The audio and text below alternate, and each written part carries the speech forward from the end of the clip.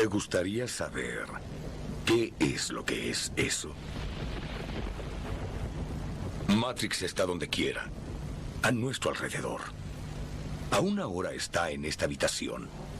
Puedes verla asomándote a la ventana o encendiendo el televisor. Y la percibes al ir a trabajar, al ir a la iglesia, al pagar impuestos. Es el mundo que han puesto ante tus ojos para que no veas la verdad. ¿Qué verdad?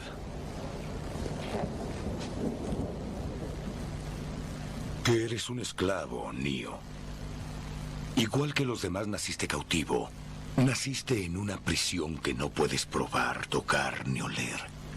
Una prisión para tu mente.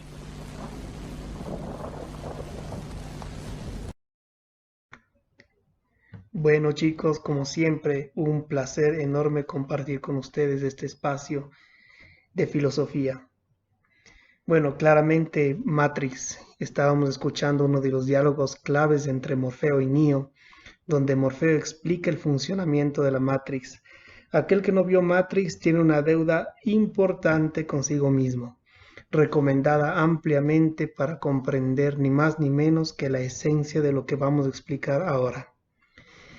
La alegoría de la caverna, de Platón, la fuente de la cual surge Matrix, y que en términos conceptuales es básicamente una decisión de poder pensar que tal vez todo el mundo que nos rodea, todo lo que nos rodea, no las pequeñas cosas, las grandes estructuras que hacen a lo real, el mundo que nos rodea en toda su tridimensionalidad, en todo su ámbito, desde los afectos hasta la lógica, desde la matemática hasta los olores.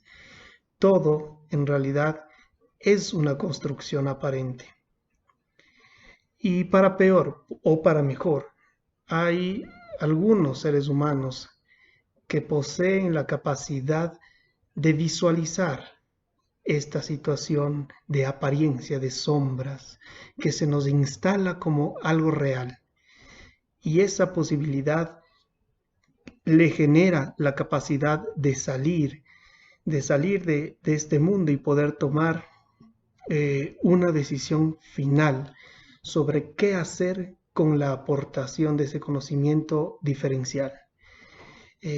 Vivimos en un mundo real que no es real y sin embargo algunos parecería que pueden darse cuenta y tienen frente a sí un dilema casi ético sobre el qué hacer con aquello que he descubierto y conozco. Platón hace 2500 años no tenía televisión ni cine, ni poseía las herramientas tecnológicas que más adelante tendrán los hermanos Wachowski para producir y dirigir Matrix. Entonces, en este libro, La República, intenta recrear Platón la escena con una alegoría, con una metáfora muy interesante, muy particular. Es la siguiente. Platón dice: imaginémonos una caverna que se abre al interior de una montaña de las tantas que hay en el paisaje, pero en una de ellas se ve un agujero y al interior de ese agujero se va como desplegando una caverna que cuando más cerca está de la salida, más luz tiene, pero cuanto más profunda la caverna se despliega, más hacia el fondo de la caverna nos metemos, más sombras vemos, más tinieblas, más oscuridad encontramos. Pensemos ahora, en el interior de la caverna, bien en el fondo, sentados mirando el fondo de la caverna, hay unos prisioneros. Estos prisioneros están sentados sobre sillas, atados de pies y manos y de cabeza. No tienen la posibilidad ni de darse vuelta, ni de pararse.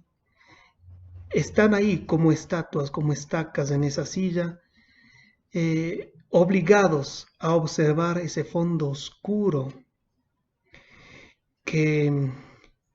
en el que se proyectan, se ven unas sombras. Ellos no tienen la posibilidad ni de pararse, ni de desatarse, están encadenados. Pero con el paso del tiempo, esas cadenas se vuelven costumbre, se vuelven invisibles, a tal punto que las dejamos de percibir. Vivimos encadenados en el fondo de una caverna, observando una pared con sombras. Pero con el paso del tiempo, vamos olvidando ese carácter existencial y comenzamos a confundir esa situación de prisionero, de aprisionamiento, como si fuese una situación natural, normal, real. El gran problema es que detrás nuestro, que ya no vemos, hay unas personas que pasean por encima de sus cabezas objetos, cuya sombra, cuyo espectro se proyecta al fondo de la caverna. Esto por acción de la luz, por la acción de un fuego, pega la luz contra los objetos y estos se proyectan y se muestran como sombras en el fondo de la caverna. Entre estas personas que pasean objetos y nosotros hay un muro. Este muro lo que hace es permitir que solamente se observe en el fondo de la caverna el objeto, los objetos y no las personas que lo manejan. Como en la película, vemos los efectos de la Matrix y no la Matrix misma. La pregunta clave: si uno ha vivido toda la vida sentado en una silla encadenado, pero no sabe que está encadenado, viendo un fondo de una caverna donde confunde permanentemente lo aparente con lo real, porque ve sombras de los objetos y no los objetos mismos, la pregunta es, ¿podemos darnos cuenta? ¿Podríamos realmente ser conscientes de darnos cuenta que aquello que estamos observando es falso?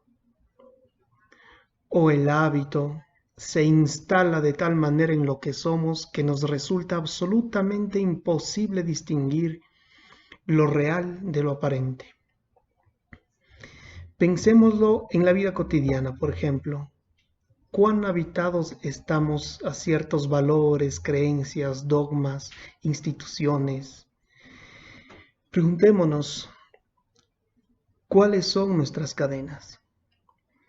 ¿Qué es lo que nos aprisiona y no nos deja visualizar como posibilidad, que está tan instalado en nuestra conciencia que lo creemos real? ¿Cuáles son nuestras sombras? ¿Las podemos o no las podemos ver? Parecería que no.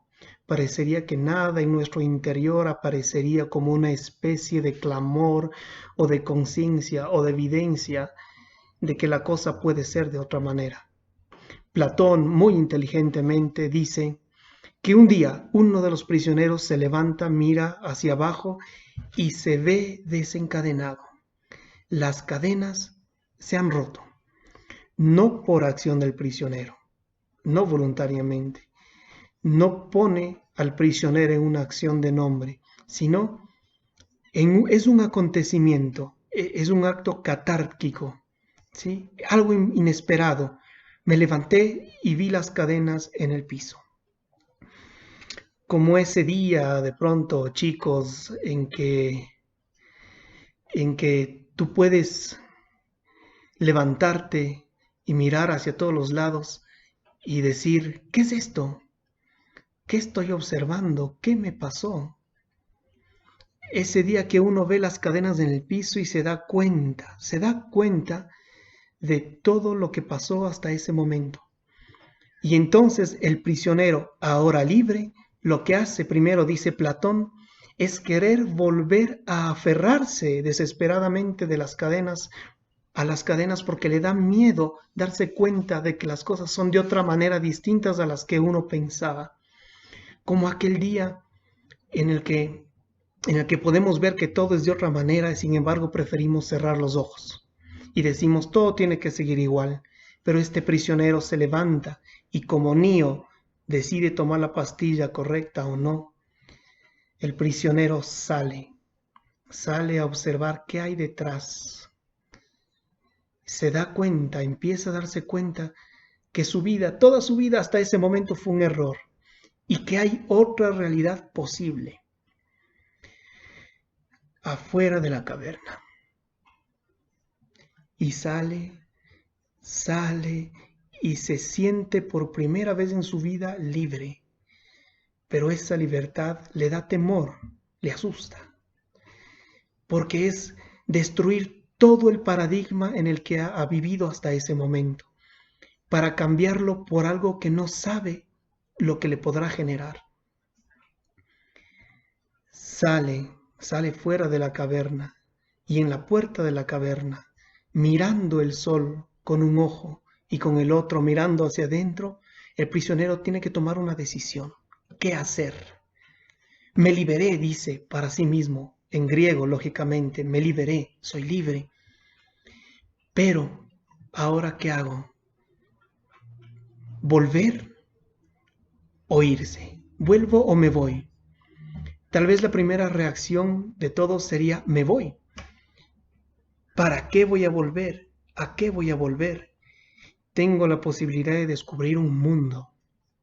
Y sin embargo, esa primera reacción se pelea con una segunda que naturalmente surge y Platón subraya. El liberado vuelve por sus compañeros. Se siente un líder con una función social. Tiene que poder ayudar que el resto se dé cuenta de su estado de prisionero. Imagínense, chicos, esa situación, que ahora mientras ustedes están terminando el último bocado del sándwich, alguien viene y les dice, todo esto que estás viviendo no es real.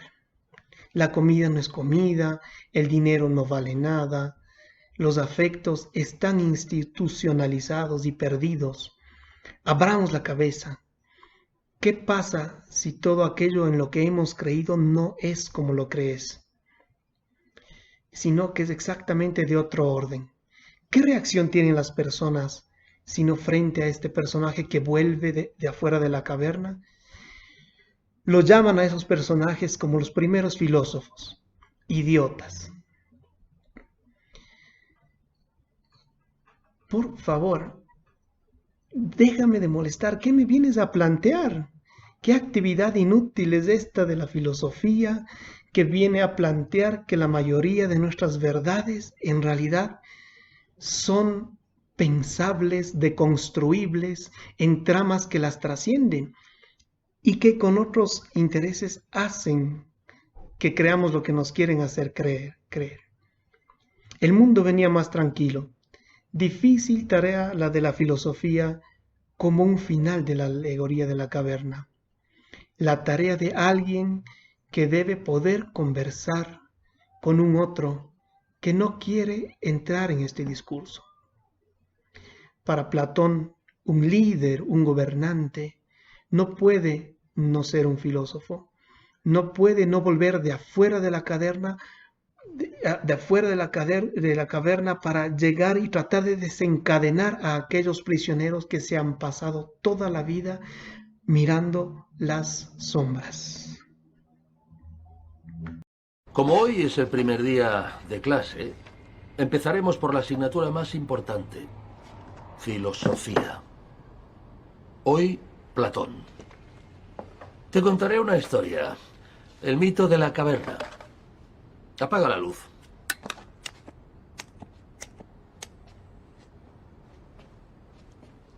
Siéntate. Oye, esto lo tienes hecho un asco. El próximo día lo quiero limpio. ¿De acuerdo? Siéntate. Mira, esta es una cueva. Dentro de la cueva hay unos hombres atados por los pies y por el cuello desde hace mucho tiempo. Solo pueden mirar hacia adelante. Detrás de ellos hay un muro. Y más allá del muro, un fuego encendido. Los hombres que mantienen el fuego mueven unas figuras por encima del muro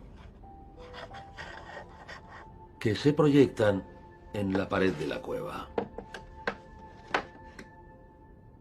¿Lo ves? Los prisioneros piensan que las sombras que ven reflejadas son la realidad, porque es lo único que pueden ver. ¿Me sigues? Uno de los hombres consigue liberarse de las cadenas y sale al exterior de la cueva. El sol le ciega los ojos, pero poco a poco se acostumbra a la luz y descubre que la realidad es la del exterior y no las sombras de la cueva.